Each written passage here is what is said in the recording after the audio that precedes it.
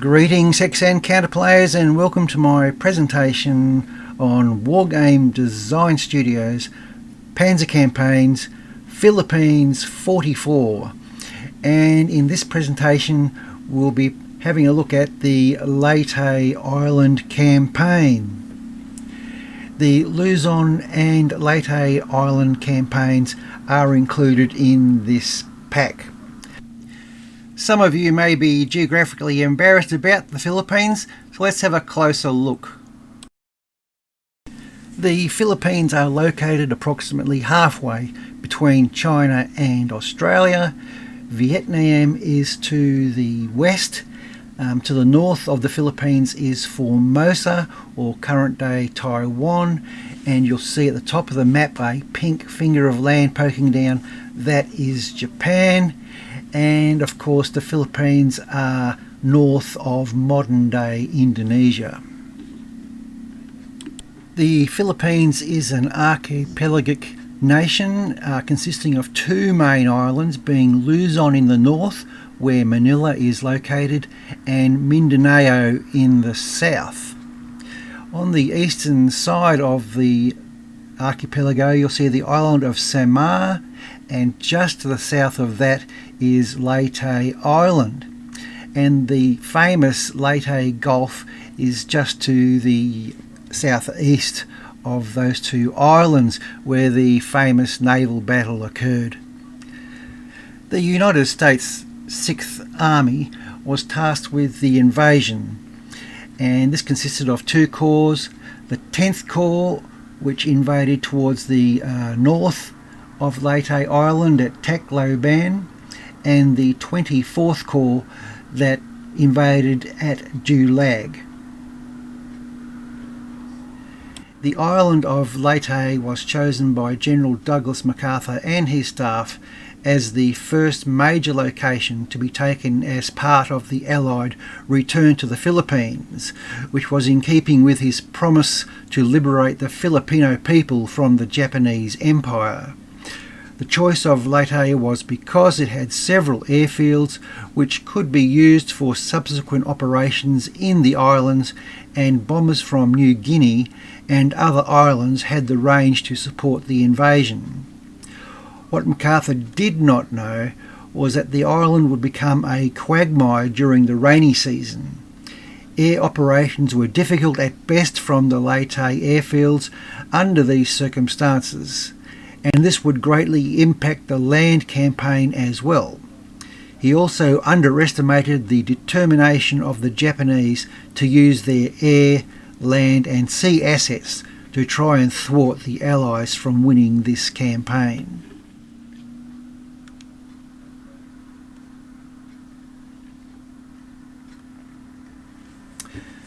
The campaign for New Guinea had been going on since late 1942, with the Allied forces initially driving up and over the Owen Stanley Mountains in the eastern part of the island, and then advancing along the northern shore in small amphibious hops. By mid-1944, the Japanese forces that had either been isolated or destroyed, or had fallen back into the jungle. The invasion in 1944 of Noem 4 Island and others off the north coast of New Guinea allowed the Allies to build or repair airfields from which they could reach the Philippines with long-ranged bombers. The US 3rd Fleet began a series of raids on Japanese air bases on Formosa and the Philippines to neutralise their air units. Large numbers of planes were destroyed in the air and on the ground. By September, it was felt that the invasion could go forward. Large numbers of men and materials were gathered in several bases on New Guinea, Bougainville and other islands to the southwest of the Philippines in preparation for the big day when the Allies would be able to fulfill General Douglas MacArthur's promise of liberation of the Filipino people from the heel of the Japanese invader. The island of Leyte, rather than Mindanao, was chosen as the first major landing site due to its closer proximity to Luzon. The next step in the planning would be the landing sites and objectives once the troops splashed ashore. The landing sites. The Allies needed airfields, and the Japanese had already built several or improved upon existing runways in the northern part of the island. It was decided therefore to have the 10th Corps invade near Tacloban airfield and the 24th Corps land near Dulag airfield. Each of these corps was tasked with taking these airfields on the first day of the invasion. Tacloban airfield would become the main airfield where fighter and bomber squadrons would deploy for use in air missions throughout the Philippines before and after Mindoro was captured. Follow-up waves of reinforcements would use the same beaches, which would also be used for resupplying the troops as they progressed to their objectives. The port of Ormoc on the western side of the island would be one of the key objectives for the campaign. The Japanese 35th Army was responsible for the defence of Leyte Island. Its main force on the island was the 16th Division, along with contingents from the 34th Air Sector Command and units of the Special Naval Landing Forces. General Yamashita on Luzon Island had more troops at his disposal and would send those as the campaign progressed. Invasion.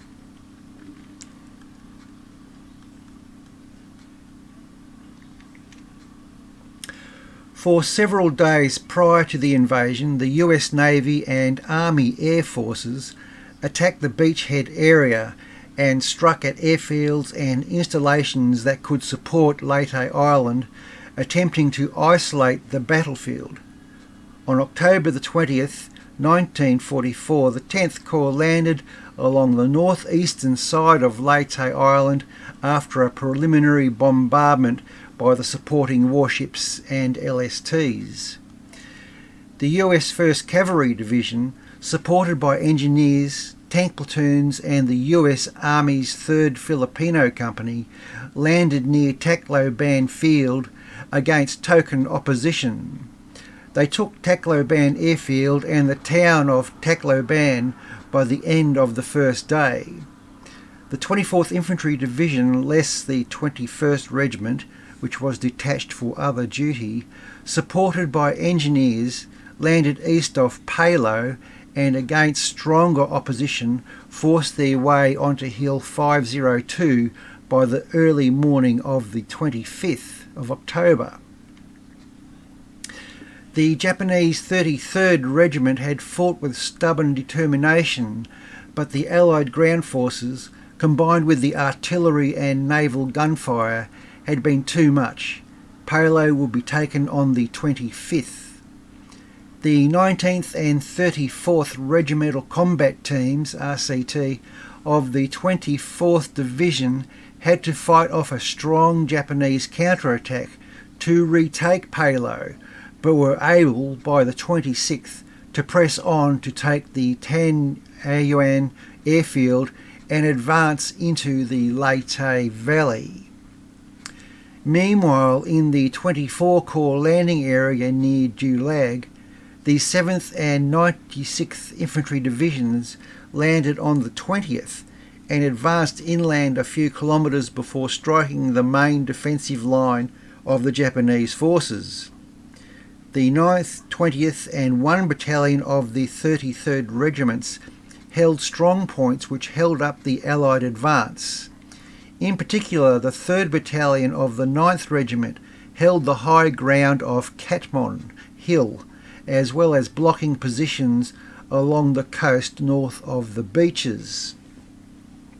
The 96th Division found the going up the hill very difficult, so bypassed it by attacking to the west and north. The hill would eventually fall by late October, only after the Japanese had abandoned it and retreated to the northwest. The 7th Division was tasked with taking Dulag Airfield and then advancing west to capture the Burayan airfields. They found the going difficult as the Japanese had built numerous small bunkers which held up the advance for 4 days. By the 24th of October, Burayan had been taken and the airfield secured. Dagami to the northeast fell by late October, and the 10th and the 24th Corps linked up shortly after that time. Japanese response. The Japanese saw the invasion of Leyte as a direct threat to their lines of communication with the southern islands in the Philippines, important fuel resources in the Dutch East Indies, and the ability of the Allies to gain a base from which to launch long-based bomber aircraft against their installations in Luzon and Formosa. They had been preparing a plan called Shogo 1, which would be one last drawing together of all the Imperial Japanese Navy surface vessels, along with hundreds of ground-based planes, to destroy or at least disrupt the invasion and its strategic consequences in the Western Pacific for the Japanese war effort. The Japanese response was threefold: commence kamikaze operations, initiating their attack on the US fleet with the intention of destroying the shipping anchored in Leyte Gulf, and to send more troops to the island of Leyte. We will deal with the kamikaze effort first. The document then goes on to discuss the kamikaze issue, then the famous naval battle of Leyte Gulf, but I'll leave that for you to read once you pick up the package. We will move on to securing the Leyte Valley. The next objective for the 10th Corps was to take Karigara by advancing west into the upper Leyte Valley and then northwest to the coast. The 1st Cavalry Division had taken Tacloban by October 24th, and then the high ground to the west on the following day, detaching the 8th Cavalry Regiment to cross at the San Juanico Strait to patrol Lower Samar Island by October 27th. The rest of the division drove north and west, while the 24th Infantry Division moved west from Palo and into the upper Leyte Valley. At Pastrano, they ran into the remnants of the 33rd Infantry Regiment in bunkers and entrenchments, and by calling up artillery and other support, finally drove them off and continued their advance towards Karigara. The Japanese reinforcements had by this time arrived at Ormoc. They marched north on Highway 2 to Kariaga Bay, and then east to arrive at Karigara to help the 16th Division hold the upper Leyte Valley against 10th Corps. The fighting grew intense as the fresh troops faced off against the US and Filipino forces. The US 24th Division attacked the Japanese frontally, while the 1st Cavalry Brigade hit them from the flank. Massive amounts of Japanese were killed, but so intense was the combat that it was not until November the 2nd that the 10th Corps would secure Karigara. Much of this Japanese ad hoc force was destroyed, with the rest taking shelter in the mountains between Mount Minoru and Corkscrew Ridge. The ordeal of 10 Corps. Surveying the ground. With the completion of the battle in the upper Leyte Valley, the 10th Corps then looked to turn the mountain flank and drive south to Ormoc and west to the coast to stop the flow of any future supply runs to the island. What they thought would take another 2 to 3 weeks of combat turned out to take another month and a half. A brief discussion of the geography of this section of the island is needed. While the mountains were not extremely high, the terrain was formidable. Thick jungle and broken terrain covered much of the mountains that lay between the upper Leyte Valley to the east and the upper Ormoc Valley to the west.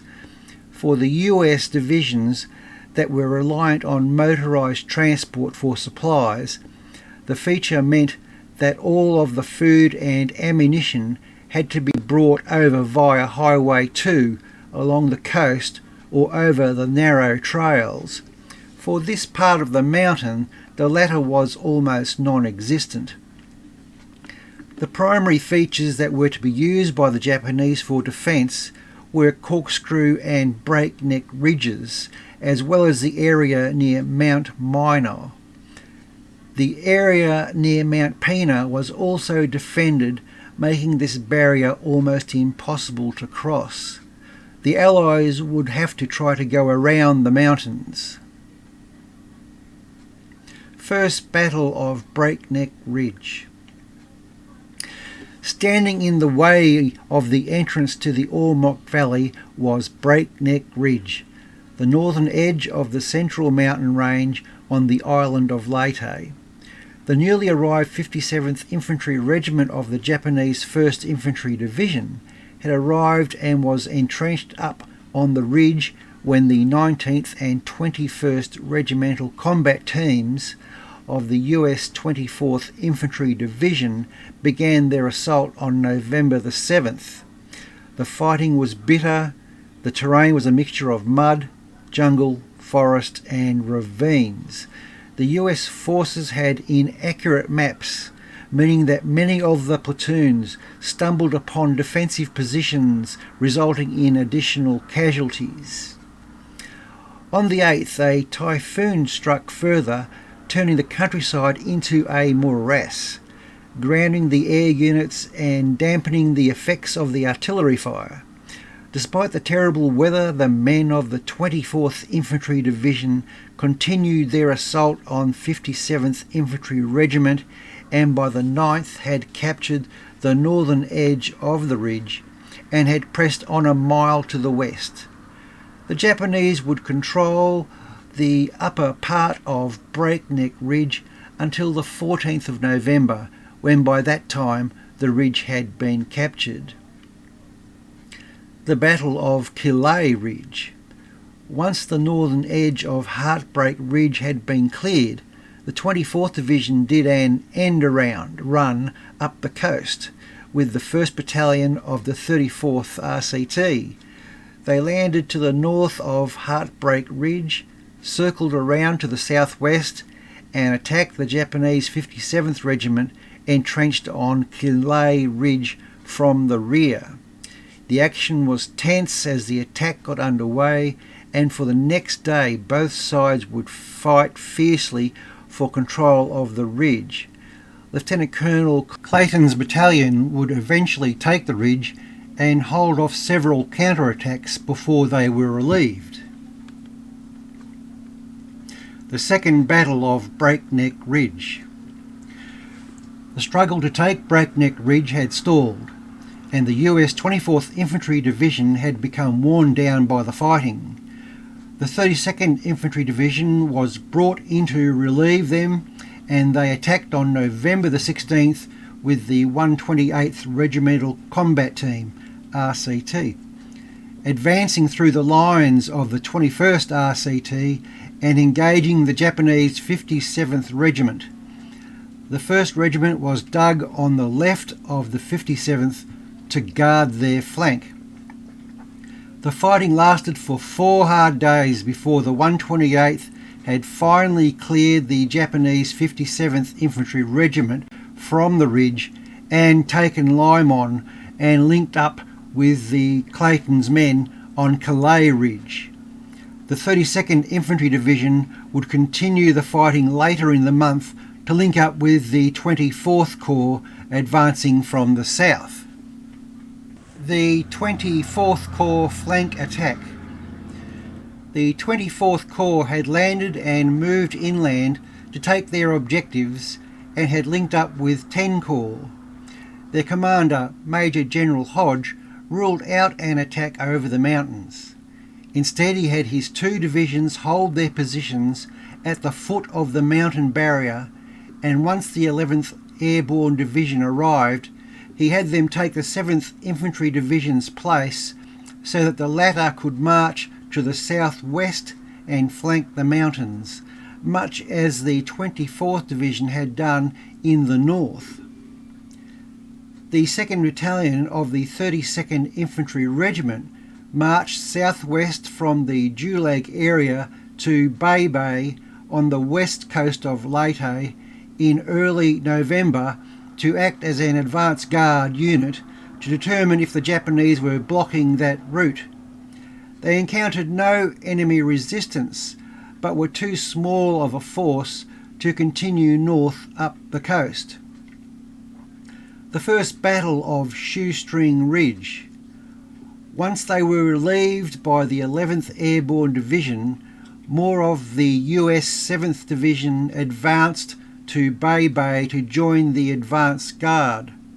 The goal was to drive north to Ormoc, up the west coast, and take the main port of Ormoc, and then link up with the 10 Corps, which was trying to gain the northern entrance to the Ormoc Valley. Meanwhile, the Japanese had shipped the 26th Division to Leyte.